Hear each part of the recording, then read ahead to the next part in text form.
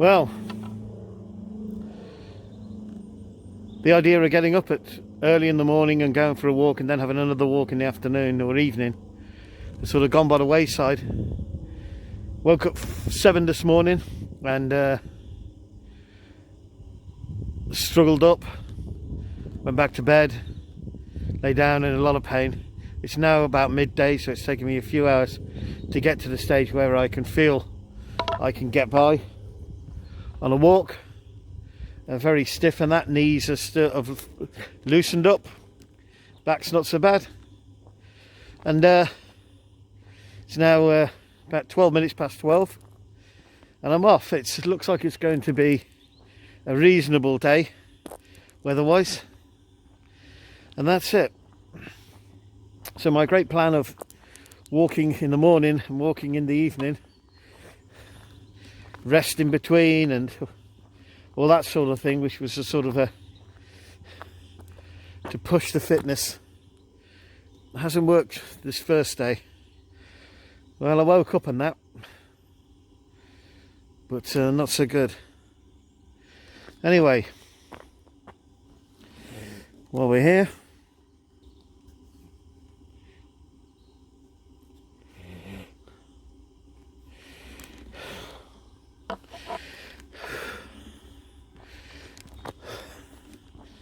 may as well make the best of it while I'm here. Like I say, this is the grounds of the place I'm walking through, and most of this is just a flat, it's a pathway, it's a road.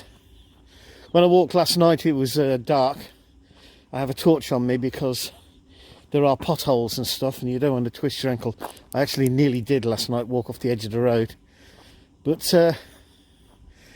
this is a popular place for people to bring their dogs to walk, because there's lots and lots of space. No sheep are in the, but it's a big area.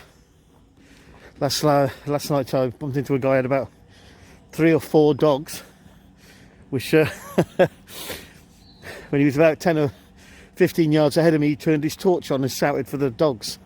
If they'd have run up to me, I'd have been scared the life out of me.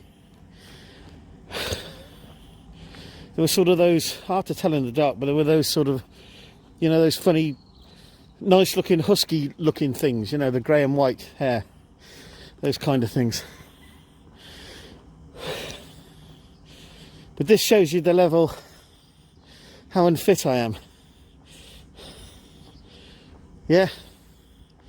Over there to the right there, we have hills and dales and that. But basically what we're in here is a village. We're in a valley, and the village is up the other end of there, the town really. And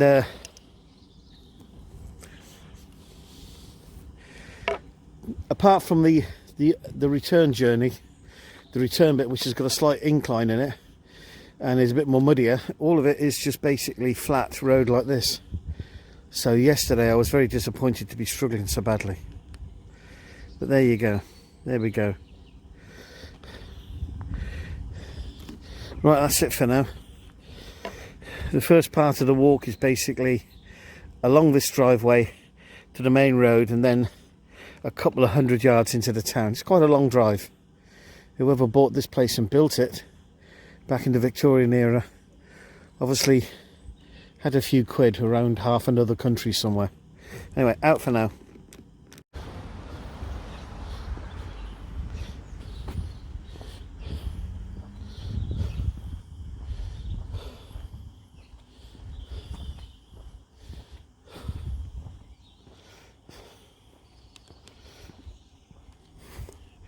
At the edge of the town now, having walked through, I stopped for a coffee.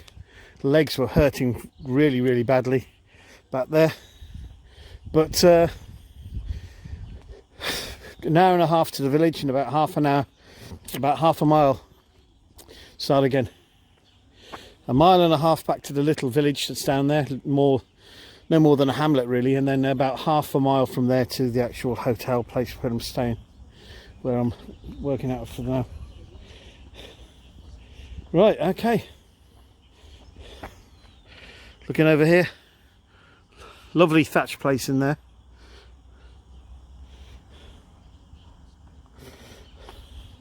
So there we go. So it's quite a big village. Well, it's a town really, and it's had a lot of new builds put on it recently. But nice enough little place. Only 2 pubs for the population. That's not good, but everything else is fine. That's it for a bit. Okay. This is the back way. So I walked up the drive to the village and then walked back down this little lane to get back where I started.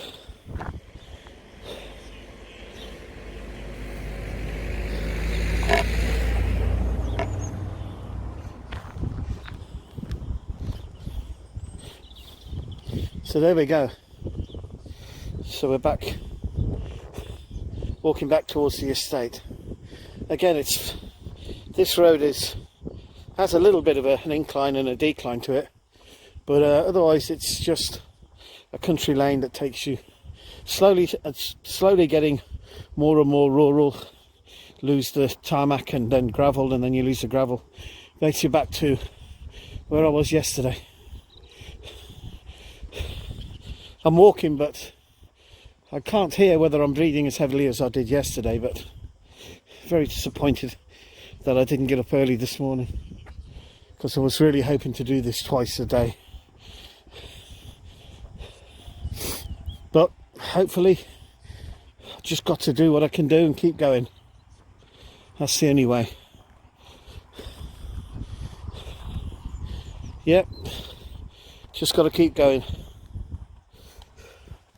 Okay, out. Here we go. If you look in there, this is the ideal place for me. A field of black sheep. And I don't think they're actually just dirty.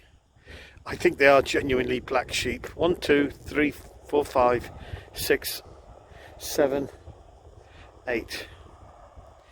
There we go. Hey, so I feel right at home now. Just walking down.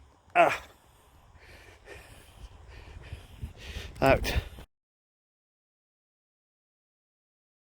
This is the little town, a little village close to the estate. It's got some lovely Victorian buildings, all done roughly at the same time. They've got the same feel to them, all the same sort of brick built, bit mock Tudor. But they appear to be, I mean, that one there is called the laundry. But there you go. But they're nice. There's no bar here, no village pub, which is obviously very sad, but never mind. The hotel is around the corner, which might in some ways be better, because you're meeting people from all over the country and all over the world when you go for a beer there.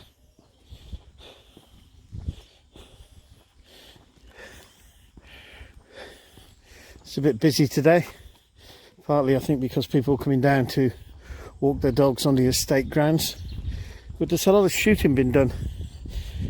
You can hear the odd shot here and there.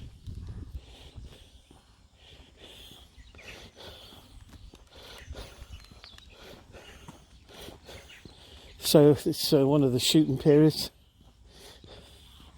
One of the things is, for a very small little village, it has quite a standard. It's smaller than average village, but it has a standard size war memorial from back in the day. I think there's a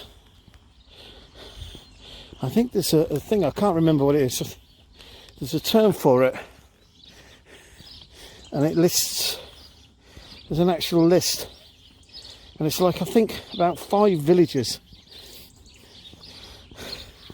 in the whole country, or whether it's just England or the whole of the British Isles. There's only about 5 villages where everybody who went away to war, came back. I'll do some research on that. I remember seeing something on the internet about it, and they had a word term for them.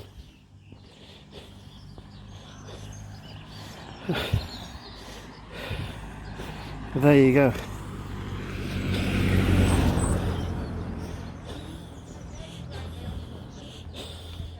There's a village green there. And just round the corner is the back gate into the estate.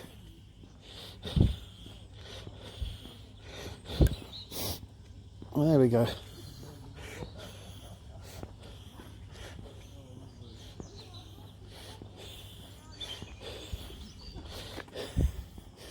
There you go. Little bit of a green there. Got me playing cricket in there.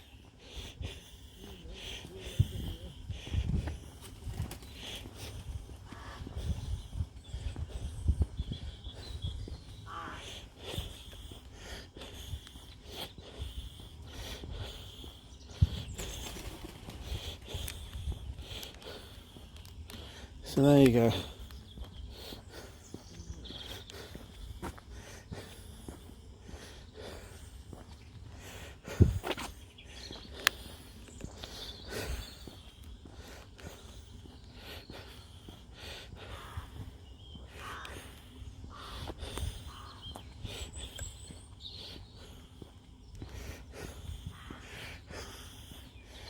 Oh, here's the thing, I think I've mentioned this before. They put these defibrillators now in these village telephone boxes. There's a way you can ring up, they will give you a code and you operate the code in there and you have a defibrillator. So if you do have a local who had a heart attack, you can do that, which is a good idea, especially if it takes a few minutes. If you're a little bit away from the hospital, might make the difference between life and death. Out. So here we go, just on the edge of the village here. That's the estate.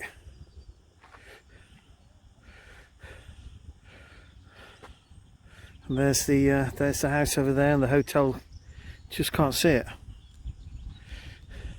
Lots and lots of walkers about. Lots and lots of walkers. Right.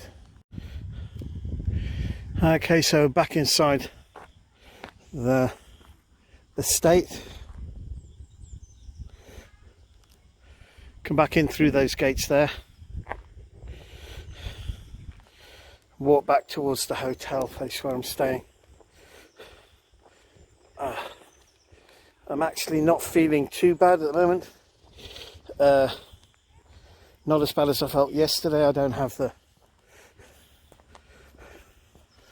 the aches that I have. I think they've eased off a little bit. I think probably the blood circulating through them, and so as I got to this stage, about this far away last night, I was in really struggling.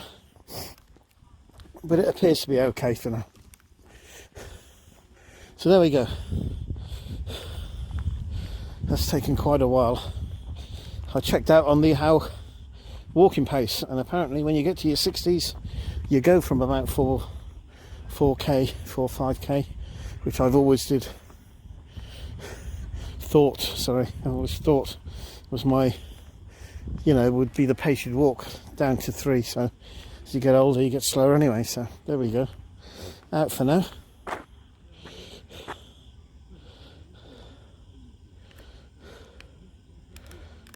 So here I am now in the bridge, the wooden bits on the thing, because I think it's a safety feature because the stone.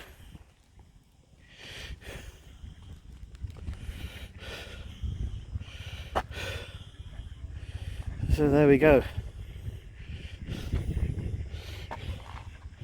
Swans and geese.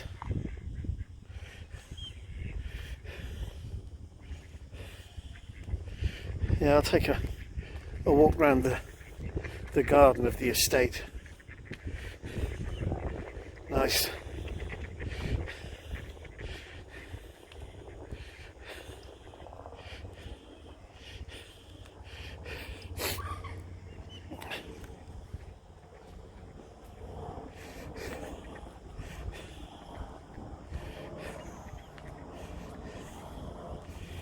And as we come round, there's an airport nearby. It's only a small one, but they do training flights and helicopters.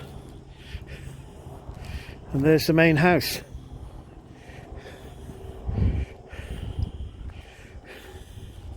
Which I'll take a walk around the outside someday soon. When my legs aren't aching and I'm not trying to simply tick the box of doing the walk. So nice and cool. March the 2nd. So I've got a good bit of kit on, but I haven't got all hot and bothered. It's been nice. Almost ideal temperature for walking. You put a bit of stuff on. Doesn't look like it's going to rain, so you can put some reasonably warm clothes on. And as you walk, you stand still, you cool down a bit, but once you're walking, your temperature turns out to be just about ideal, just to carry on. And this probably explains why there's no church in the village, in the little village of Walton back there, because there's one in the hall here, probably built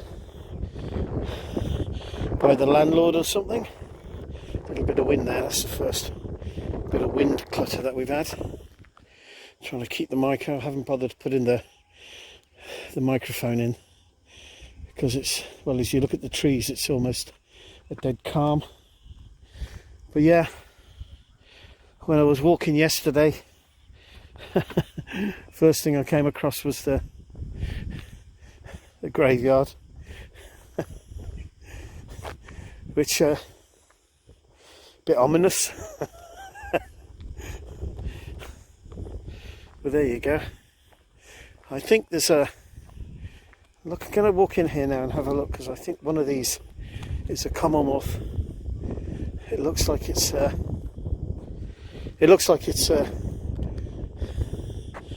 kind of one put in there by the Commonwealth War Cave Commission, where it's nice and bright.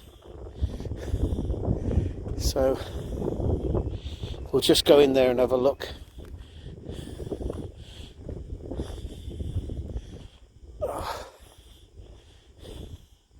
Yeah, aching and paining, but nothing like last night.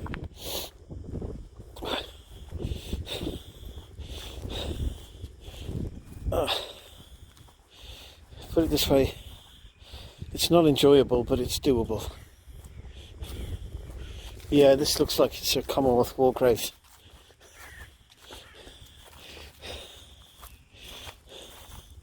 So we'll go over and have a look at this, whoever this was.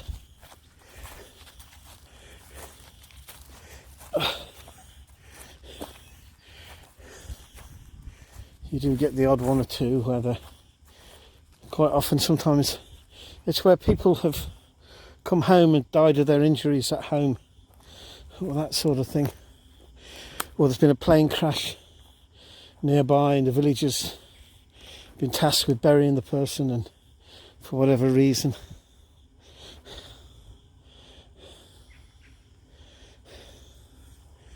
here we go. Well, and he's a sailor. Jesus Christ, look. BZ. I want to take a photograph of this.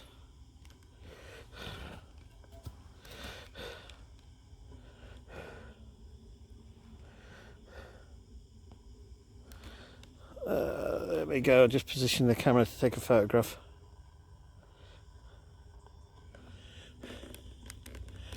So this is pretty much as far away from the sea as you can get in the middle of Warwickshire. Bravo Zulu 12276, Ordinary Seaman H. Taylor, Royal Navy, Volunteer Reserves, 20th of October 1918, a month before the end of the war. At rest here with his brother Arthur. it says at the bottom. So obviously,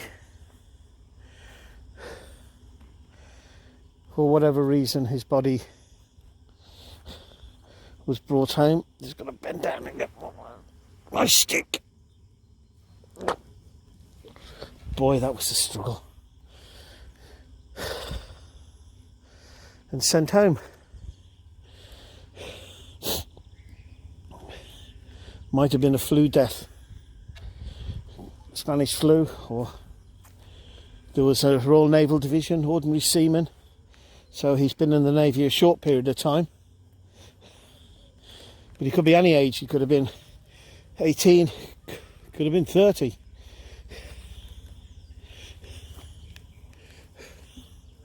And there you go.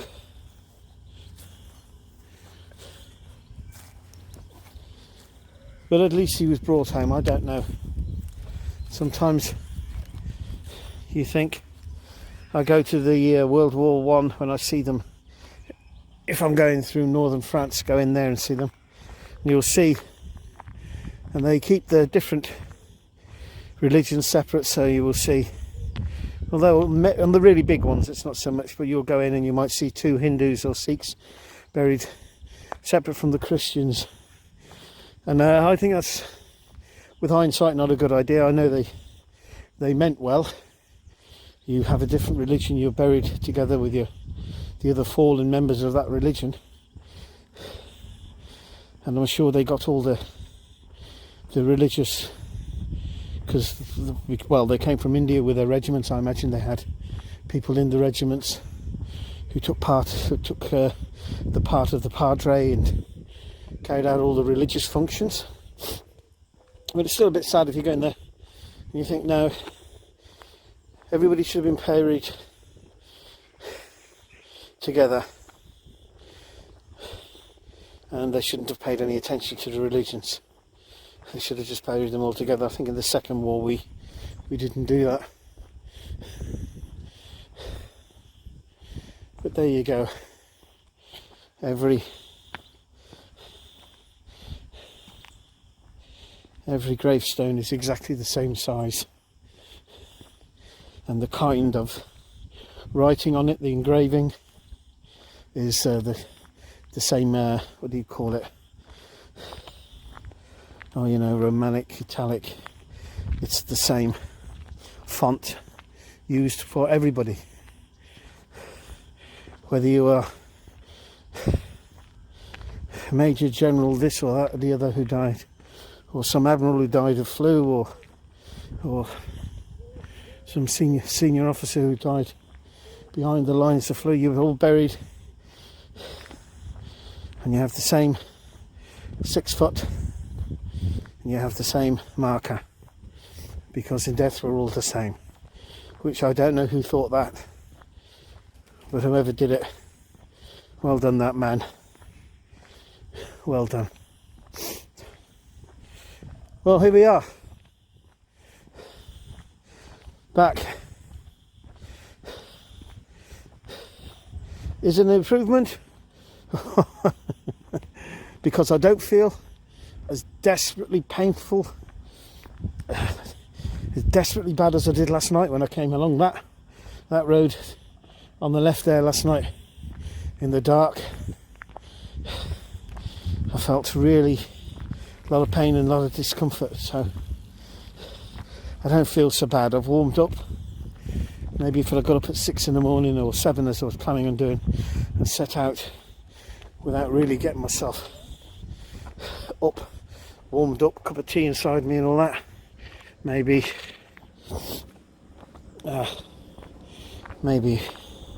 I'll be struggling more now. Anyway, that's that done. I'm back to the start. I didn't do a village tour. I've got some videos, the village from when I was over here before in the summer. Might use some of that, or I might drive in one day, use it as an excuse to drive in, walk around the village and do a little tour of the village. Well, a town, it's not a village, it's too big to be classed as a village now. And that's it.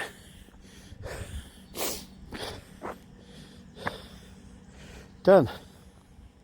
Out.